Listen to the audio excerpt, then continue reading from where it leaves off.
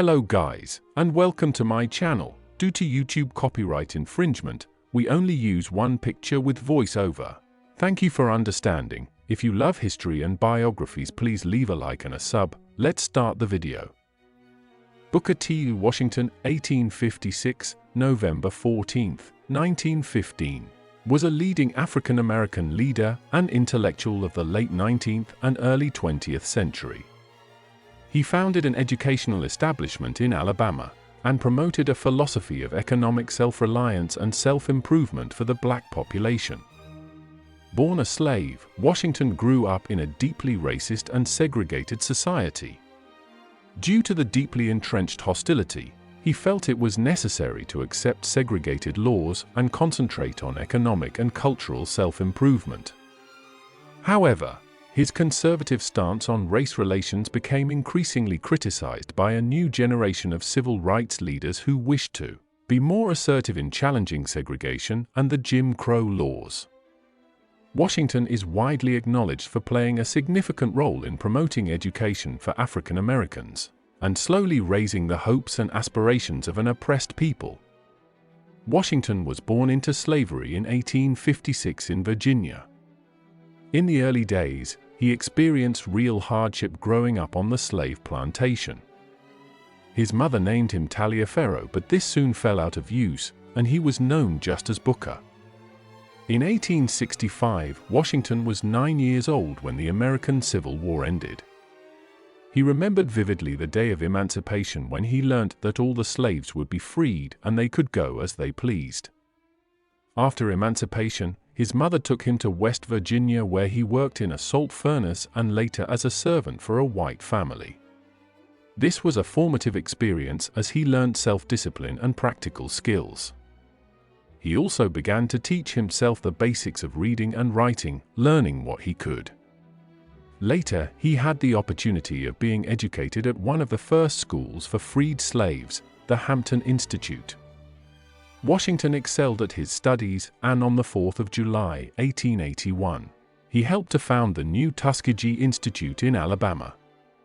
Tuskegee was a private university, technical college dedicated to offering educational opportunities for African Americans. Washington emphasized not just academic and vocational subjects, but an all-round moral and religious education, and a firm belief in the potential for African Americans to improve their situation through hard work and self-reliance.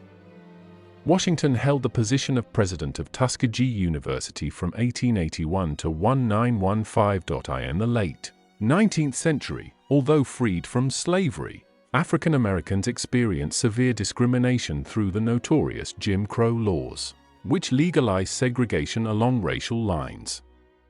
With blacks effectively disenfranchised, opportunities were limited and there was a real threat of violence and lynching without recourse to justice. Against this backdrop, Washington rose to national prominence with his Atlanta Address of 1895. The Atlanta Address effectively accepted segregation and white political rule, but asked for basic education and due process in law. Washington issued the civil rights demand for equality and education, but sought to encourage charitable funds to support black education. This pragmatic approach drew support from Northern liberals and many from within the black community. Washington hoped that if black communities could demonstrate hard work, industry, and thrift, it would be easier to gain sympathy for more political freedoms in the future. Washington was affiliated to the Republican Party and served as an advisor to Presidents Theodore Roosevelt and William Taft. Washington's piecemeal approach helped widen educational opportunities for the black population, but the pace of social and political change frustrated younger civil rights leaders who saw Southern white politicians unwilling to make any real concessions but tolerated lynching and other inequities. In the early 1900s, Washington was challenged by W.E.B. Du Bois. Du Bois felt Washington was too accommodating to the status quo, and instead, he advocated campaigns for political representation and the opposition to separation along racial lines. Washington was concerned that as a minority population without proper legal support, confrontation would be fruitless and only lead to greater suffering. In 1905, the Niagara Movement issued a statement breaking with Washington's perceived accommodation and pursued a more radical action to end injustice. This led to the formation of the National Association for the Advancement of Colored People, NAACP. However, away from the public glare, he did offer support to legal challenges against segregation and supporting political enfranchisement for blacks. Washington was in a difficult position of seeking to retain support from establishment figures who liked his moderation, while also sympathizing with more radical challenges to injustice. Washington was a national figure and the leading figurehead of the African American community. He developed friendships with white philanthropists and was successful in raising money to support schools and educational initiatives. Washington increasingly focused on training teachers who would be able to in turn teach in their rural communities.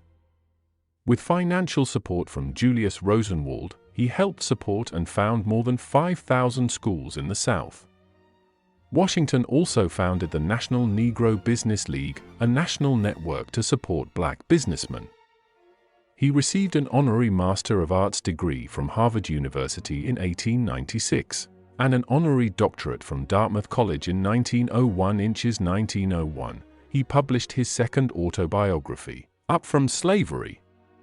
It emphasizes how Washington rose from slavery to be a self-made man through his own hard work and diligence, and also with the support of sympathetic teachers and philanthropists.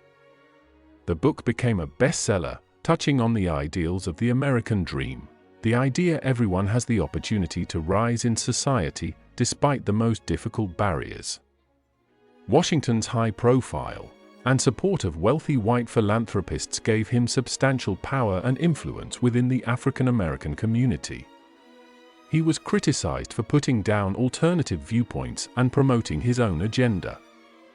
However, this kind of criticism is inevitable given the influence and political nature of his lobbying and support. Washington married Fanny Smith in 1882, but she passed away in 1884 shortly after giving birth to Portia.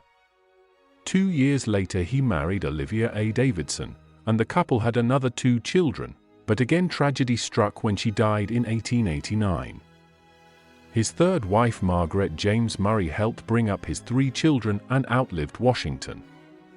Washington traveled widely throughout the US and frequently gave well-received talks. He worked very hard, and this contributed to high blood pressure and stress. In 1915, he fell ill and was diagnosed with Bight's disease. The doctors gave him only a few days to live, and he chose to return to Tuskegee, where he passed away at the age of 59.